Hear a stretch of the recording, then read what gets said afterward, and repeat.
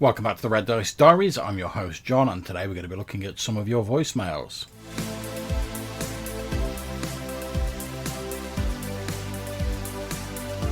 And our first couple of messages are from Glenn Hallstrom, aka Old Man Grognard.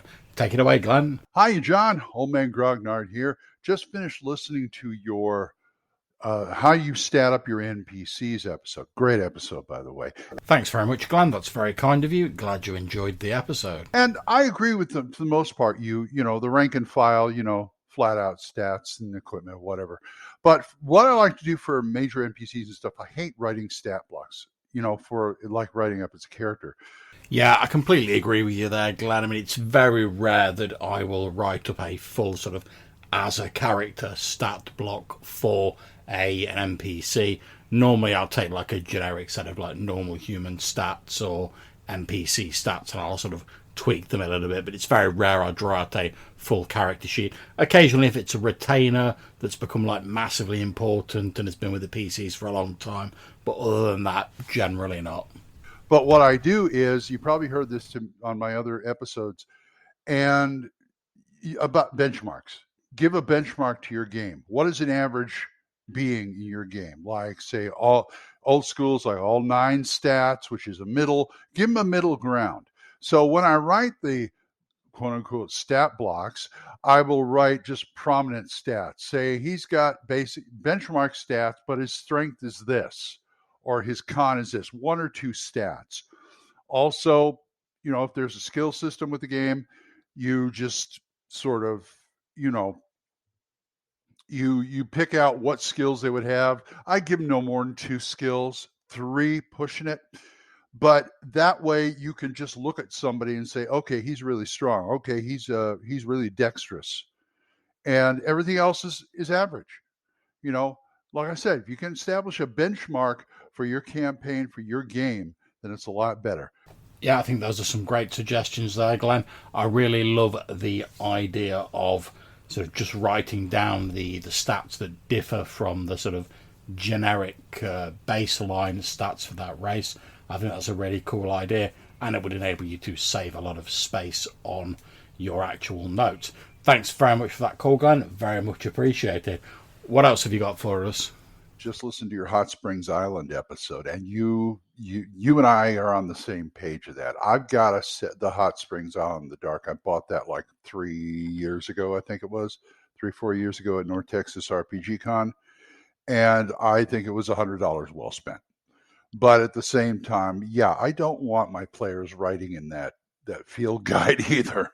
So the idea of printing out the PDF and doing it up just as something like that appeals to me. Now, as far as using it, I have yet to use it. I mean, I find the Dark of Hot Springs Island kind of daunting, but it might be worth it. But I love your idea of finding the journal or finding part of the journal, because I want to get into Hyperborea 3rd edition when it comes out in print. And I'm thinking Hot Springs Island, I could easily add to Hyperborea if I wanted to. And it would be great I want to look at it again. I think it'd be very easy to convert it to that 1E system and just give it the pulpish flavor that it needs.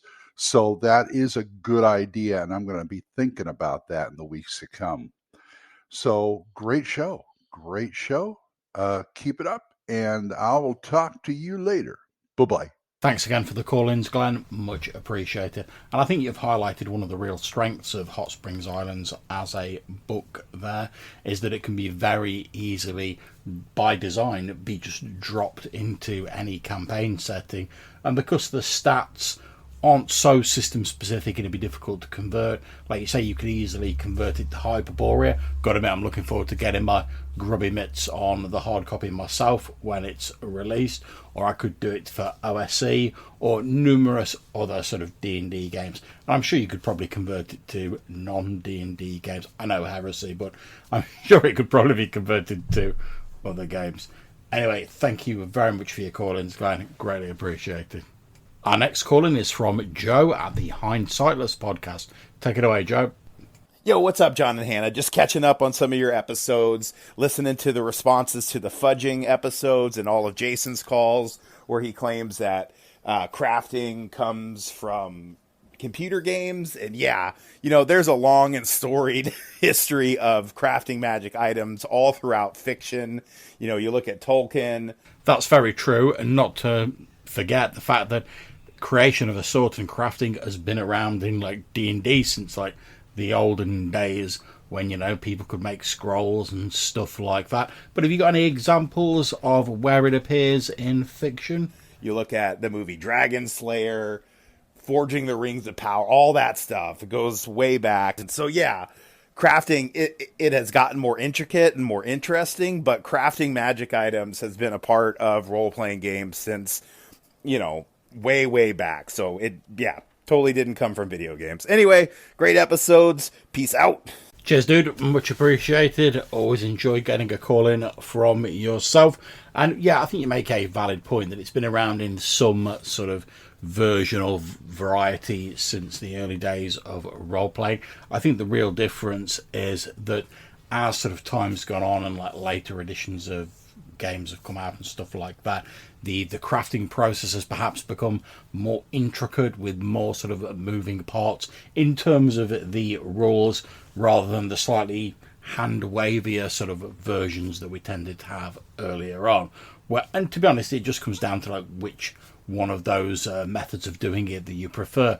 I tend to lean slightly more towards the less system-heavy versions. But, for people who like all those little moving parts and little checkboxes and stuff like that, that's absolutely fine. Like I say, it's whatever you enjoy, really. And our next call is from the Hex Flower Meister himself, Goblin's Henchman. Hi John, Goblin's Henchman here. So just a big thank you for putting out all those episodes recently. You seem to be doing double time at the moment, really cranking it. Glad you're enjoying the episodes, dude. Yeah, I've been trying to sort of put out an episode a day for the past few weeks. I'm sort of trying to record a little bit ahead, so I'm like a week ahead now with recording of the main episodes and just dropping a voicemail episode in here and there where I get enough voicemails to make it worth doing. But yeah, I'm trying to crank out the episodes a little bit more, be a little bit more, I suppose, stream of consciousness, if that's the correct term, and just talk about things I'm interested in at the time rather than trying to spend like days and weeks sort of like beating myself up because I've not spent all this time like planning out these vast reviews and stuff like that. But to be honest, a lot of that was spurred on by receiving a fat stack of Lamentations of the Flame Princess products to review, and due to various personal things happening, I didn't get around to reviewing them, and I felt a bit bad about it because my other been good enough to send me these lovely hard copy books. I really need to get round to reviewing them. And then once I got back into it again, I was like, I'm quite enjoying doing these shorter episodes. I'm going to trying to keep that momentum going and see how I get on. But I think Goblin's Henchman has got some more to say about at least one of the recent Lamentations products that I reviewed. I know you did preface the White Power, as in the Lamentation of the Flame Princess module review, with a comment saying, this might not be for everyone, might annoy a few people. But I have to say, for me, it sort of crosses the line for me, I think. I don't think, on these times we need this kind of like unnecessary provocation on sort of racial lines. I think there's enough of that out there already.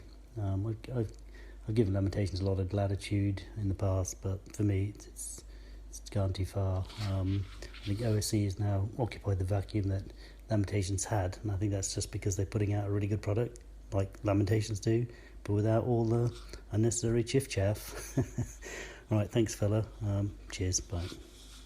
Yeah, I think you make a good point, Goblin's Henchman. And as I said a few times in the review of that, I almost think it's a shame that there's such a shock jock sort of inflammatory title on it, because the actual source book itself, the actual module, the adventure, if you will, was really good, and it didn't really have anything aside from the most sort of minor tangential link to the inflammatory title. You could have quite easily called it something else and it would not have made one jot of difference.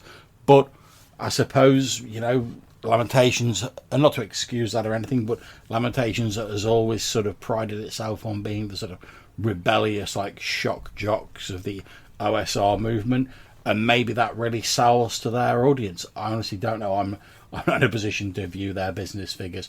It would I have picked that up if I'd have seen it on a shelf? Possibly not, but I think that's unfortunate because, like I say, it's a really cool module. However, having read it, I like the module. I'm not particularly fond of the title. What can I say? But I don't know. That's sort of their brand, I suppose, now. And, you know, when there's so many other OSR retro clones and stuff out there, you know, maybe they're pushed to be that. And again, not to excuse it, but maybe that's how they're trying to make themselves stand out. Whether that's a good or a bad thing, I'd leave it to better people than myself to judge. And next up, we've got a bit more from Joe at Hindsightless. This time he's talking about Hot Springs Island. Hey, John, so Hot Springs Island. I totally bought Hot Springs Island, you know, way back, and I've read it, never run it. Yeah, that seems to be the cry of most people, myself included. Certainly people I've spoke to who have purchased Hot Springs Island. It's very well put together. It's got some amazing ideas. It looks great, but I've yet to really find many people who've actually run it, which is one of the reasons I'm so keen to bring it to the table myself. But it always has looked really interesting, and I love your idea of taking it to the convention on a big map and having people fill it in as they go. I think the death certificate idea, that is genius. Thanks very much. I can't take too much credit for it. Someone in one of the Discords I'm on posted up a link to a free PDF of it, which again I'll put that link down in the description below in case anyone's interested. I went and had a look and I was like, oh, that's a great idea. I'd love to be able to like give out the death certificates for the characters as like a little memento of having played in the game. I know if I was there, I'd want to play in every one of your games and try and collect as many death certificates as I could.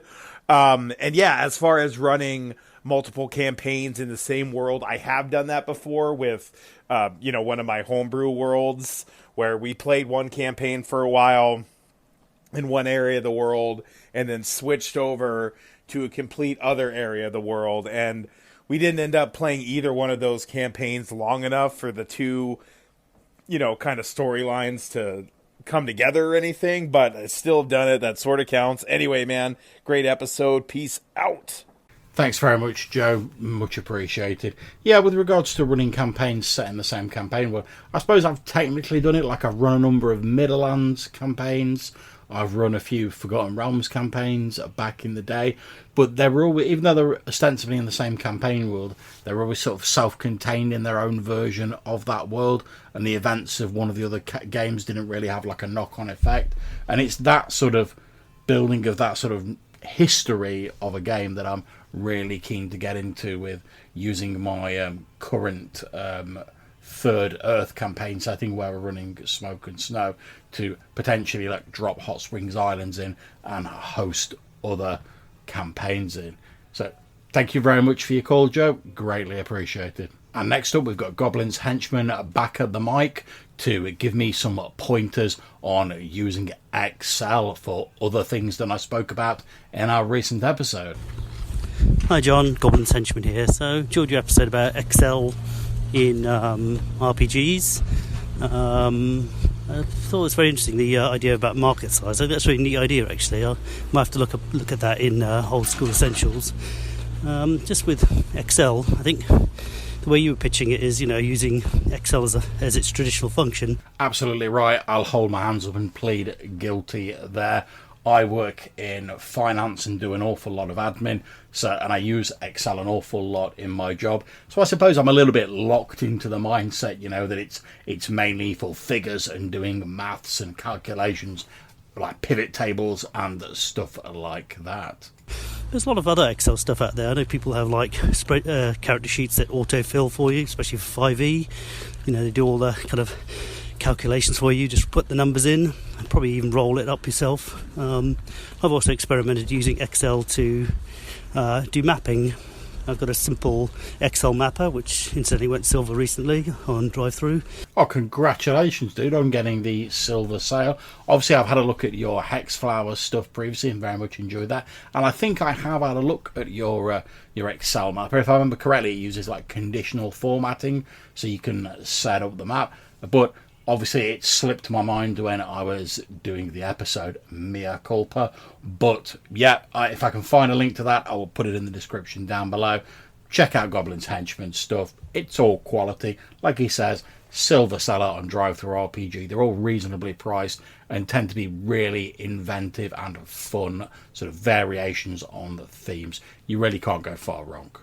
Where you just type in a key like W and it makes a blue square for water. And also using Excel to really condense map information, and it's sort of definitely a niche within a niche, and obviously it doesn't appeal to everyone, but I think the idea here is that you make the Excel cells into a grid, so basically square shaped cells rather than rectangular cells, and that's your grid for your map. And then what you do is you insert a map, an image as the background, and that way your grid is overlaid the map. And then what you can do in those cells is like add a number for like room 1. But more importantly, you can right click on that cell and add something called a note. And the note is basically, you can basically fill in with all the information you want, like the goblin stats and any notes about the room and all that kind of stuff. And the neat thing about a note is that when you're not hovering over the note, it disappears. Yeah, that's a really good point. Actually, I use the note functions a lot in my day job, and it hadn't occurred to me that obviously you could drop an image behind the cells and you could use it to make notes. I mean, I pretty much do that in sort of Foundry VTT at the moment, using like the note function on there. You put it on the grid and the map. But yeah, of course you can use Excel for that. And as you'll be hearing in an episode that'll come out a short while after this, I'm currently looking at potentially simpler or like more manual alternatives to using a sort of more complex VTT, because I've been having some like tech issues with those recently. So this might be a goer. Thanks very much. So yes, essentially you've got the map is in 2 modes. You've got a passive mode where it just has the map and the numbers with the grid, and then you've got an active mode that whenever you hover the mouse over the number, up pops the information you need. So it's very compact and you get a lot of information on one page. But yeah, all of this stuff of mine is on YouTube, demo videos. I've also used Excel using the macro feature to, for example, generate a wilderness terrain map. Random map, it just generates the whole thing and you can edit it. Other widgets, just like Star Wars plot generator. So there's a lot of things you can do with Excel other than just bean counting, which is perfectly fine. But again, it's very much a niche within a niche, and I can understand why it wouldn't appeal to a lot of people. And it's just essentially being superseded by Roll20 and things like that. I mean, it's basically my fallback because I can't code, so it's my sort of crutch, if you like, for doing stuff I want to do. Anyway, thanks for that. I didn't want to take 3 messages, but there you go. No problems at all, Goblin's Henchman. I will happily receive as many messages as you care to send. Thank you very much for sending those in. And yeah, as I said earlier, I think Goblin's Henchman makes a very good point that using Excel for something like this is a good sort of low-tech, relatively speaking, solution as opposed to using these slightly more complicated VTTs. And if you're familiar with the basics of Excel, it's not terribly difficult to pick up as opposed to the more complex coding of some of the VTTs. So that is definitely something I will be giving a go. Thank you very much for that, Goblin's Henchman. But I think Goblin's Henchman has got some more to say about his disagreement with the Lamentations of the Flame Princess product that we were talking about earlier. On my comment on your White Power episode that I left before, just quickly saying, obviously, just my personal view on the title. I didn't like it. But in fairness to you, you did preface it to say some people wouldn't like the name of this module. And you were right. Some people won't, like me. But obviously it's not a reflection on you. You're doing good work out there. You're reviewing stuff. In fact, the review was good. I just thought, for me personally, didn't like the title. I think it's, the shock jock stuff is wearing a bit thin for me. But just want to let you know. Obviously, it wasn't intended to be personally. I just want to say that because sometimes things get lost in the translation. I'm sure you understand that, but Doesn't hurt to say it, does it? Okay, thanks, Philip. Bye. Thanks very much for leaving the call, Goblin's Henchman. As you say, I entirely understand that it wasn't anything personal. I was highly anticipating that there would be people who would listen to that review who would take umbrage at the title. And to be honest, I don't blame them. It's obviously designed to get that reaction from people, as I said earlier. And as you rightly said in your message, it's these sort of shock jock tactics. And whether that's a good or a bad thing, I'll leave down to people to make up their own decisions. But it is sort of de rigueur for Lamentations products. But yeah, don't worry about it, dude. I entirely understand it wasn't anything personal. And, you're free to not like the title of that, as is anyone else. I'm glad you actually enjoyed the review, though. And as I say, I think it'd be a shame if a lot of people were put off by the title from what is actually a very tightly written and a very entertaining module. But there you go. Would I have chose to call it that? No, but I'm not in charge of that game line, am I? I can only really review what's sent to me and what is seen. But I'm glad you enjoyed the review anyway, dude. Thank you very much for your message.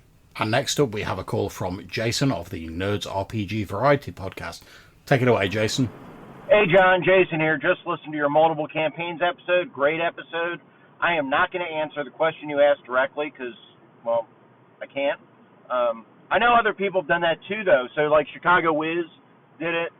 That he basically ran everything in his own world. And yeah, absolutely right. And Chicago Wiz was one of the inspirations for me wanting to do a similar thing. I used to listen to his podcast episodes when he was putting those out. Enjoyed his blog. It made me think about a number of things to do with RPGs, about like, from whether I could incorporate sort of large-scale battles to running campaigns to hex crawls and stuff like that. Chicago Wiz is a great source of information. So I know you can definitely do it without a problem.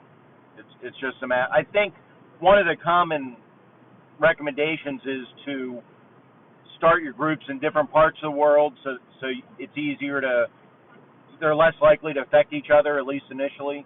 So it's easier for you to track the lore because they're not, they're local events on different ends of the continent, stuff like that. But I did run 2 parallel campaigns in the same world one time, but they weren't interconnected. Like, basically, it's running the same module for 2 different groups at the same time, and that worked really well. So when I did that, that's when Altered State, the ICRPG Cyberpunk rules had just come out, and I ran a UK-based group and an American-based group.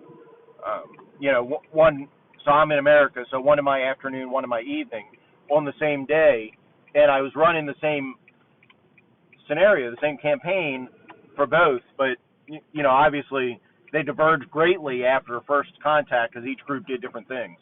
But that was a lot of fun. But I haven't done what you're doing, and I'll call into different shows, and it sounds like I'm heavy into the edition wars and all that, but ultimately you are 100% correct. It's all D&D. Whatever your group enjoys playing is the right version for you. So I just wanted to put that in there. Take care, John. Keep up the great work. Thanks very much for the calls, Jason. Much appreciated. And yeah, I think you're exactly right. At the end of the day, if a particular edition of D&D works for you and your group, then that's grand, isn't it? If it doesn't work for me, that's fine. I'm not playing in your game. And I love the fact that there's a multitude of choice out there, so that whatever your particular flavour of D&D is, there's probably an edition out there for you somewhere. But I think just before we wrap up, Jason's got a little bit to say about our recent spreadsheets episode. Hey, John, Jason again. Thank you for your spreadsheet episode. I really think you nailed it. There is totally nothing wrong with using spreadsheets and other modern tools outside the game for game prep. I did not mean to imply that. I hope I didn't. But like you say, use it outside the game. Don't slow down the game with it. I agree with everything you said in that episode. And I think that's a really useful episode, especially for people that haven't thought about doing that, because it will assist them in their game world, and having that data available at your fingertips actually makes it easier to GM, because you're not trying to figure out on the top of your head, oh, would they have this? I wonder how many they'll have. And then you're rolling dice at the table and slowing things down. So 100% use modern tools to prep your game. No question about it. Keep up the great work. Thanks very much, Jason. Yeah, I think that modern tools can be really great as long as they're facilitating your ability to run or play in a game rather than becoming an end to themselves. And I sometimes fall prey to this trap myself where, like something new, some new tool or whatever will come out and I want to try out the cool new shiny thing. But at the end of the day, if it doesn't really help me run a game, is it really worth me worrying about that much? But as Goblin's Henchman said earlier, there are also some surprising ways in which you can use spreadsheets in a more sort of in-game related way for RPGs. So again, I think it's a matter of trial and error, experimenting, finding out what works for you and what tools suit you the best and help you run that game. So there we are. That's it for this voicemail episode. Thank you to all of my wonderful callers. If you'd like to call in yourself and maybe be featured in a future episode, you can do so in a few different ways. You can leave us a voicemail either on SpeakPipe or Anchor, link in the description down below, or you can send us an email to rddrpgpodcast@gmail.com. Until we see you again, take care, stay safe, and whatever you're playing, have fun.